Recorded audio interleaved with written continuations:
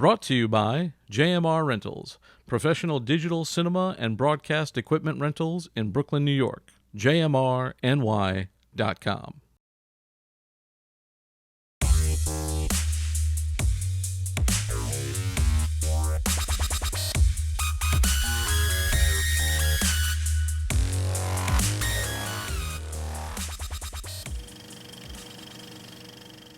Hello and welcome to No Rest for the Weekend, where we go behind the scenes and talk to the creators of independent entertainment. I'm Jason Godbey, and joining me via Zoom today, we got the director-producer team behind the indie feature Go, Don't Go, Mr. Alex Knapp and Mr. Max Gardner. Welcome, fellas. Yeah. Hey, thanks. Great to be here. Great to have you guys. So I want to ask you guys about the film. I watched it. We did a bit of a review when we were previewing the film festivals for the summer, which I believe EJ Argenio watched it for us. So I got a chance to. I'm glad I got a chance to see it before the interview. I like the film very much.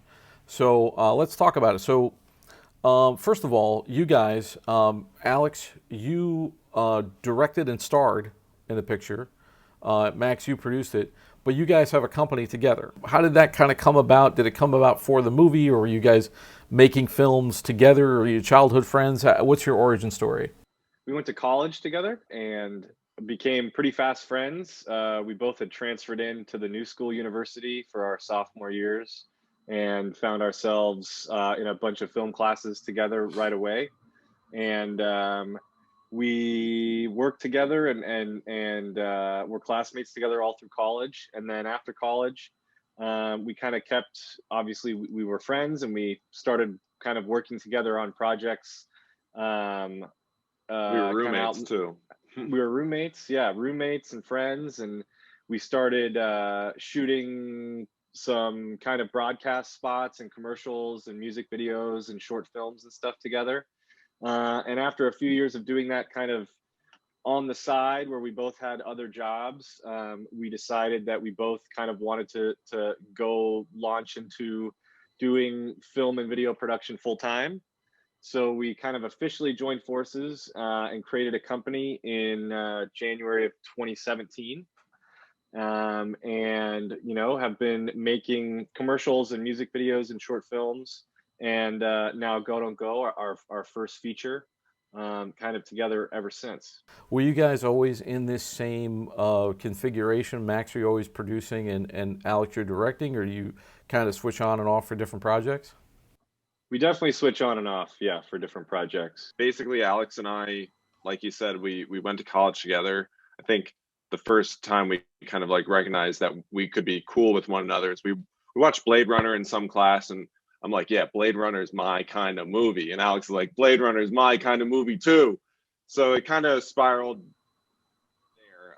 At this point, yeah, working together has basically been kind of one of these things where organically we do production as our business, and you know, Alex will bring in work and he's like, I got to focus on the creative with this. Can you help me produce the logistical elements, the line elements, the kind of sort of more perfunctory stuff that needs to get done in order for him to go out with a crew and shoot it?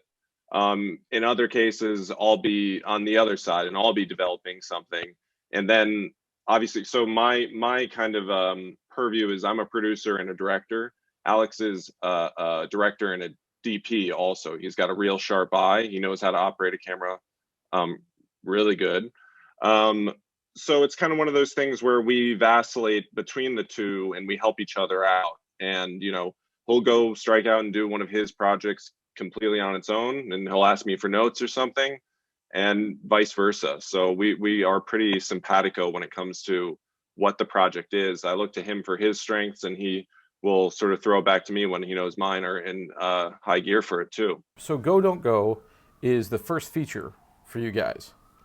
And Alex, you star and you also directed it. First of all, before we get into the kind of logistics of it, give me like the log line for the movie, the Hollywood log line, and sum it up so that people know what it's about. Go Don't Go is a post-apocalyptic sci-fi thriller that oscillates between a forgotten love story and inescapable paranoia, where Adam, a wallflower, is the last person alive or so he thinks. And the film kind of is his journey slowly kind of descending into madness. What was kind of the inspiration for that? Did you always, did you have like a feel for the post-apocalyptic, or like how did that kind of come about? Probably about 5 or so years ago, I had a crazy dream nightmare where I was playing baseball with a bunch of friends, and we were all having a really good time. And then, kind of, the camera of the dream pulled back and revealed that I was on an empty baseball diamond, totally by myself, with a pitching machine just spitting balls at me. And I kind of woke up with this impending sense of dread and crazy feelings of loneliness, and it was just kind of a vivid, striking moment. So that was kind of the original, very first nugget genesis of it. And then, kind of bringing in a lot of different things. Definitely was inspired by the Hudson Valley and the landscape and kind of the desolation and isolation of that landscape, and feelings of being up there and visiting and inevitably living up there. And then also just kind of thinking about, the romance and relationship part of the film, between Adam and Kay, just thinking about previous relationships that maybe didn't have a chance to blossom, or, if things didn't come to fruition, or things that were kind of pulled away before they maybe really had a chance to be something. So kind of synthesizing all of that stuff.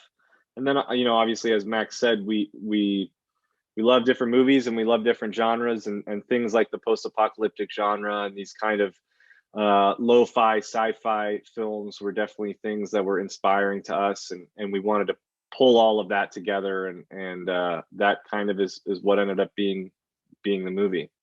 Did you guys make this during the pandemic, or was it made before the pandemic? Yeah, no, we shot the film probably about 2 years ago. Okay. Yeah, so the feelings of relevance and kind of social distance and isolation are just kind of a happy accident and kind of a coincidence of timing right now. Unhappy accident? Because the movie's pretty melancholic. Yeah, we made this movie in the summer of 2018. Alex started working on it. So the genesis of the film is that dream. In kind of one of the lead ups to us starting to work together was Alex told me about this idea, and he said, I want to try and like make something out of it. So we shot what would become a proof of concept of that film in Hudson, in and around Hudson, where the film is shot for the future. And I think that's where he started building it from. And that was almost 2 years before we made the movie. That was in like 2016. And then at the beginning of 2018, we sort of just decided to plow ahead with it. I think we made the right connections to build the foundation of the movie, both financially and creatively. And by March, we were up there shooting camera tests and trying to piece together the aspects that Alex was actively writing at the time. And by the time we sort of went into full pre-production in April to shoot in May, we were basically assembling the movie kind of in real time with all the pieces, and doing all the location scouts and going and finding all the things that would fit together. And ultimately that kind of like took its own time, and then we made the movie, and that was like 20 days, I think it was. And then Alex was picking off weekends, constructing more stuff with it, for a little while after that. But then you blink and it's May of 2019, and we've only just finished editing the movie.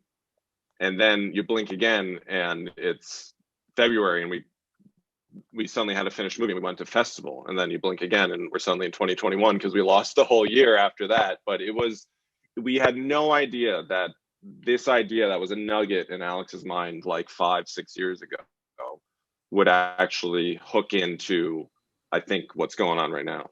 It's interesting because, I was watching the film, and I kept thinking like how oddly prophetic it was. And the challenge is now you could never make a movie like this in New York City, you know, because how are you going to get no people in a shot? It's really really hard.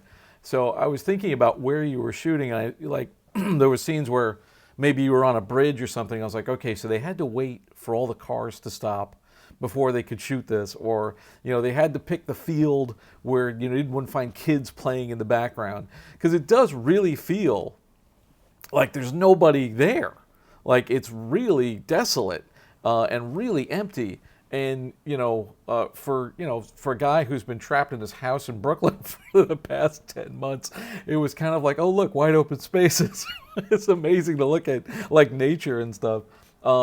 Was that part of the challenge? Was just trying to find locations, like because you have things like a grocery store, you got an auto place. How did because locations I think are some of the toughest stuff to get in a movie. Were these connections? Did you know somebody? Did you have to bribe people? Like, how did you wind up getting in these spots? Yeah, I think we got very lucky, and it was some parts challenging, some parts easy. I think you had mentioned you were from a long while ago up this way in Woodstock, so there are definitely parts up here that are very vast and open and desolate just inherently, and there are times where you may be on a 20-minute drive through the woods and not see another person, and so that kind of exists organically up here. And we did get very lucky. One of the things that really helped facilitate the film for us was I have a few friends who have a family kind of farm property up this way, which is it's a 500-acre property called Starship Farm, and on this 500 acres, you have 5 or 6 different houses. You have warehouses and wood shops and garages and barns, and you have fields and farms and 200 acres of forests where you can kind of do whatever you want. And we ended up striking a deal with them and kind of having the lay of the land for about 3 or 4 weeks, to kind of come and go as we pleased. We even put the crew up in one of the houses on the property. One of the other houses played as Adam's house. And so, throughout the film, probably about 60% of all the locations you may see in the movie kind of were in and around this 500-acre property that we had total control over. And then the things like the grocery store, the auto body shop, the bowling alley, those were things that we kind of went out and found one by one, as we were in pre-production. I like the look of the film a lot. I thought the DP was really good, and I liked the design of it. It felt really realistic. It didn't feel like it was too stylized for what it was, and it had this very sort of naturalistic look without being documentary shaky cam type of stuff all the time, which I appreciate. I think that's probably, just finding those spots and having that's got to be like a real blessing, because if everything's close to each other, then you don't have to run around between locations. You don't spend more money on transportation, like just logistically, because when you're running around town and say we have to do X amount of locations in a day or in a week, you're spending so much time and money just getting between locations. But I think the other challenge that I could see was just sort of directing, because you directed, but you're also in every scene, practically in every shot of the film. Was there something had you ever done that before, or is this kind of like a new experience directing yourself? I definitely hadn't done it before on this scale. I had acted in a few features before, a few indie features, and at one point I had a comedy web series on Funny or Die that I acted in and directed with a buddy of mine, and so I was familiar with kind of performing on camera with something that I still had control over, but definitely not at this scale. And the real trick, was which I got very lucky, and Max and I got very lucky, is just kind of surrounding surrounding myself with other people that were super smart and super talented. Obviously having Max there as a director in his own right, having Frankie Toriano, our DP, who also is a director and really great. Derek Brown was another person we had on set, who's a producer and was a camera operator for us, who's a commercial director. And Colin Davis, our editor, who edited the film with me, is also like a phenomenal director in his own right. So that was kind of the trick. It's like, hey, if I have to be on camera for every shot, I need to have enough people around that are also super smart, super talented. And as long as we can kind of get on the same page, and we can spend the time for them to kind of get in my head, then I can trust if, you know, hey, we're shooting something and they think that we need another one, or if I want to do another one and they say, no, you got it, it's there, trust me, it's there. And yeah, so there was a lot of that kind of collaboration on set, and just having to be able to trust other people that were around. I would say it was a pretty all hands, you know, trying to support Alex in that role too, because we were, as you pointed out earlier, we were a limited crew. We were really just small, like a small indie crew, because we needed to think about how we could get the most out of what we were trying to make aesthetically and from like a production value wise. And a lot of it was there. We wanted to feel lived in, of course. But then it was just like making sure that Alex could trust Frankie, could trust Derek, could trust myself, could trust Ashley, our, you know, focus puller, could trust the sound guy, Blaine. It was really small. So we were all constantly in communication about just making sure that if Alex is going to be in the movie, and all, especially in the scenes where he's acting with other folks too, because that was kind of the trick of it, is that the stuff where Alex is working alone, we had plenty of time to just sort of work out what that exactly should be. And Alex had the time to really dig into that. And that was the great thing, is that we split the shoot with Alex directing just Alex, and then it was Alex heavy with talent too. So it was really about building the production up to be able to support him and have like a shorthand and just really be there to allow him to work on both ends and just make sure there was everything was, you know, firing on all cylinders too. Yeah, I thought there was, even though you know, it's very much a one-man show for long stretches of time, you do have some good supporting players in it, and you do have some good people to play off of, because, you know, we need to know this guy is like a regular human.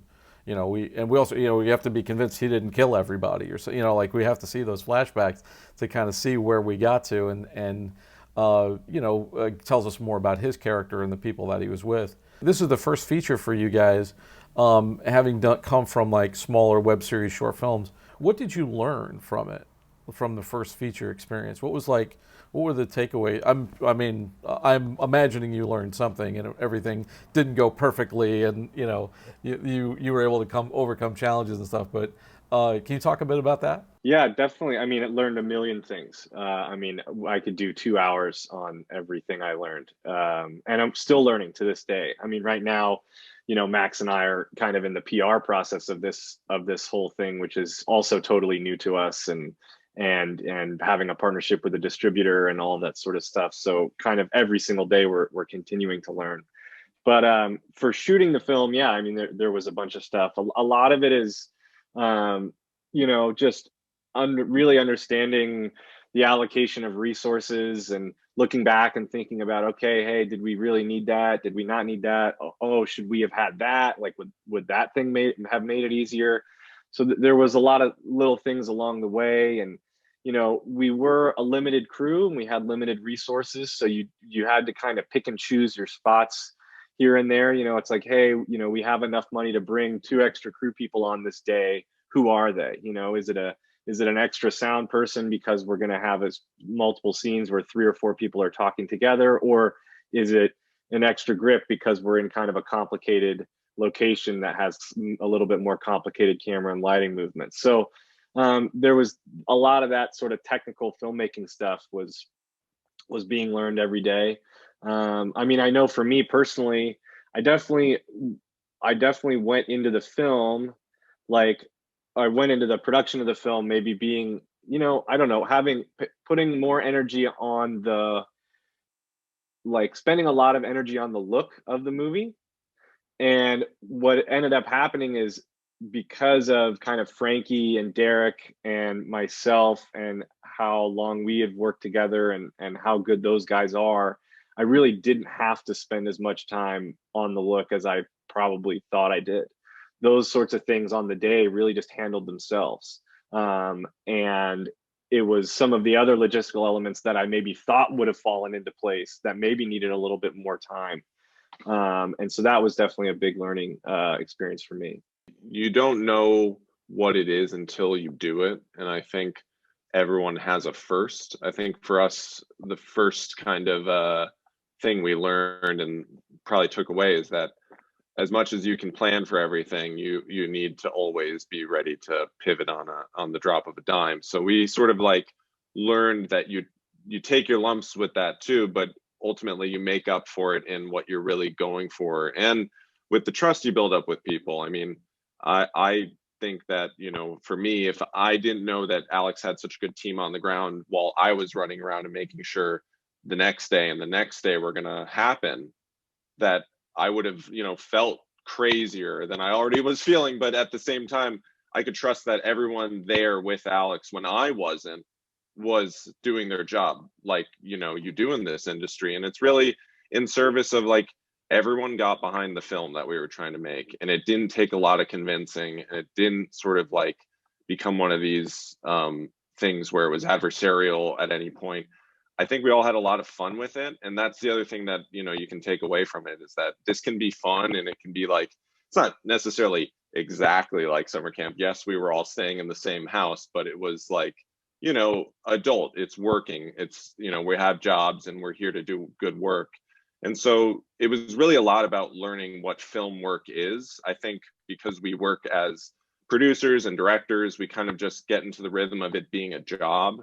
But then when you look at it from this sort of like wholly constructed in service of art, but industrial kind of process, you just sort of realize like it's something that's going to teach you something every time you do it. And you always have to start somewhere. So that was probably the best learning for it for me, is that like, I don't think I would have done it unless Alex had pushed me to do it with him. Even though we're business partners and we do this stuff day to day, I wasn't ready until Alex came along and sort of dragged me along with him in a positive way. He was like, you can do this, you understand this. And I think it was going back the same way too, where we would have, you know, debriefs at the end of scenes or something. And I'd be like, you're killing it, man. I understand that you're going through it too, but like there's a lot here. And it was working, and it would be on the phone in between scene breaks too. And I'm making sure the bowling alley's coming through. It's all sorts of emotions. And then afterwards you realize, oh, I just hadn't felt a lot of those things before in such a specific, powerful way.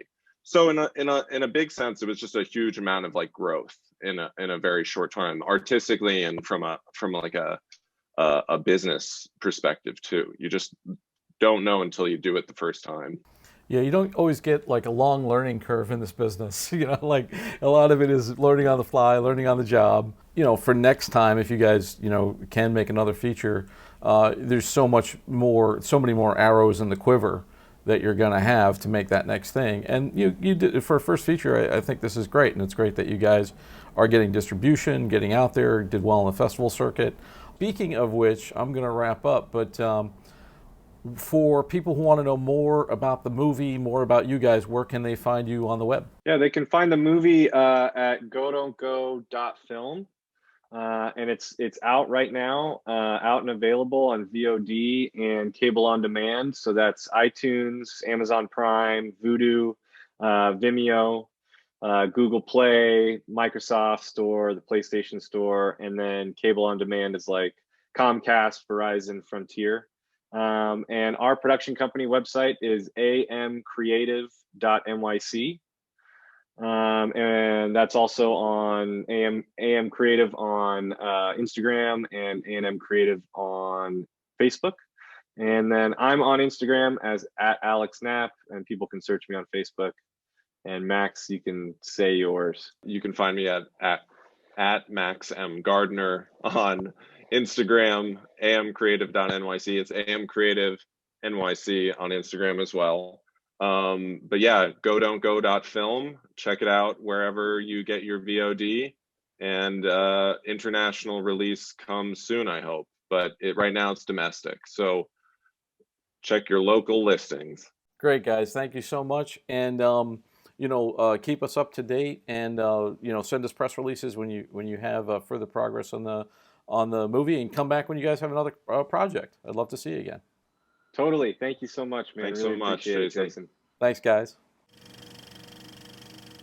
And that's all we have time for today. Thanks so much for taking this trip down the rabbit hole. For more of our content, including our movie reviews, visit our website, norestfortheweekendpodcast.com. Don't forget to like, rate, and subscribe on your favorite podcast app. Once again, I'd like to thank my guests, Alex Knapp and Max Gardner, and also give a shout out to our sponsor, JMR Rentals. For Behind the Rabbit Productions, I'm Jason Godbey. Thanks for joining us, and we'll see you next time.